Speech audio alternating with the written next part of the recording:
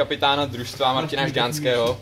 Chtěl bych se zeptat, v dnešním utkání jste střelil 3 góly. Co na to říkáte? Byla to týmová spolupráce? No tak sám bych to nevytvořil, že jo, spoluhráči mi nahrávali a hlavně moje křídla co nejlepší.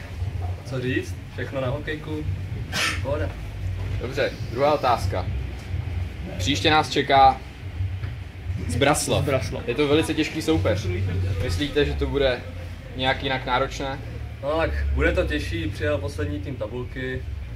Nepodcenili jsme to, musíme se připravit na Zbraslav, natrénovat přesilovky a bude to.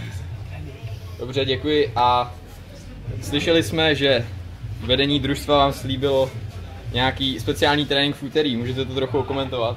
No tak, Oli jako hlavní trenér nám slíbil, že když dáme 8 a více gólů a nedostaneme, tak budeme hrát, no tak splnili jsme to, jsme rádi. Díky, pro HC Děčín Martin Žďánský.